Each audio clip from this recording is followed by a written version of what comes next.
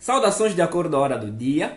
Seja bem-vindo a esta segunda aula da série de vídeos sobre a disciplina de Educação Manual e Plástica da sexta classe, onde trazemos conteúdos sugestivos que o prof pode usar na sala de aula para ajudá-lo a ensinar melhor os seus estudantes. Para esta segunda aula temos como tema a forma. De lembrar que a nossa maior motivação é ajudar o professor a lecionar esta disciplina de forma fácil, numa abordagem direcionada para a fácil compreensão da matéria por parte dos alunos. É por isso que não substituímos a perícia pedagógica do professor, pois só ele conhece a sua turma. Muito menos viemos substituir o manual fornecido pelo Ministério da Educação de Angola para auxiliar os professores a dar as suas aulas. Continuamos no tema 1, que trata do espaço e a profundidade na paisagem. O nosso subtema, o assunto ou sumário é a forma, que podemos encontrar na página 10 do manual.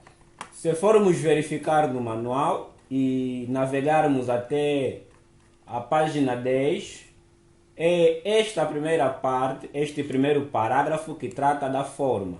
Para os objetivos da nossa aula, temos o objetivo geral, que vai de encontro ao tema, que trata de conhecer o espaço e a profundidade na paisagem. Já os objetivos específicos, que serão as atividades a desenvolver nessa aula, temos então definir a forma, classificar a forma e relacionar a forma e o objeto que queremos representar no nosso desenho. Como conteúdo a passar no desenvolvimento da aula, que pode ser de forma escrita ou ditando, temos então como primeiro parágrafo a definição da forma. A forma é a maneira como uma coisa existe. Ou podemos usar uma outra definição. A forma é o conjunto dos limites exteriores de uma coisa que dão aquela aparência que nos permite identificar que tipo de coisa é, só de olhar ou por tocar.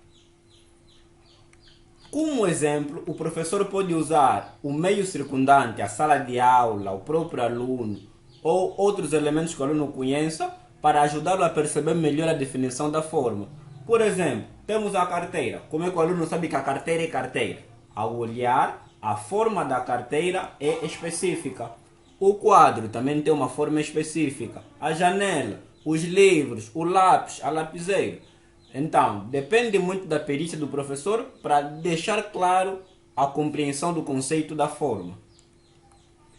Quanto à classificação, a forma pode ser classificada de duas formas: formas naturais e formas artificiais. As formas naturais são aquelas que nós encontramos na natureza, ou seja, aquelas que o Deus criou, aquelas que não foram criadas pelo homem. Já as formas artificiais são aquelas coisas que foram criadas pelo homem. Novamente, vai depender da perícia do professor, mas temos os animais e as plantas como exemplo prático de formas naturais. Já livros, bola e outros elementos que o aluno pode conhecer e dar como exemplo ao longo da aula, que demonstre coisas que foram criadas pelo homem. A relação entre a forma e o objeto é a seguinte: a forma deve ser encarada na sua totalidade, porque é o elemento que serve de base para aquela mensagem que queremos transmitir ao desenhar. Por exemplo, este desenho à esquerda, o que o aluno acha? Como é que ele identifica que aquilo é um carro, aquilo é uma árvore, aquilo é o sol? É pela forma que as coisas têm. Como é que ele dá conta que a imagem à direita tem pessoas jogando bola? Como é que ele sabe que aquilo é uma bola? Por causa da forma da bola. Se quisermos dar a ilusão de realidade no nosso desenho, temos que usar sempre o tridimensionalismo, que é o comprimento, a largura e a profundidade.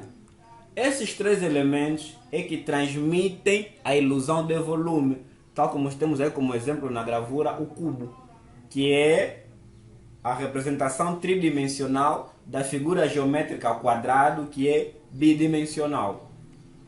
Como sugestão de trabalho prático temos o seguinte: primeiro, o aluno pode fazer um desenho livre à sua escolha, onde identifique diferentes formas dos objetos que ele vai usar no seu desenho. E em segundo, pode usar a relação entre figuras e sólidos geométricos com os objetos que existem à sua volta que têm o mesmo formato. Por exemplo, a esfera ou o círculo pode estar num lado e no outro ele faz o desenho do Sol, onde a forma do círculo reflete-se num objeto real que é a forma do Sol.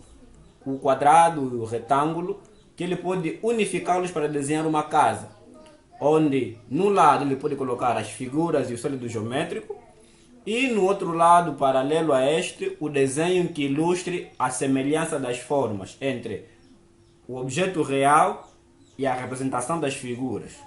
Chegamos ao fim da nossa aula e nos encontramos no próximo vídeo. Até mais!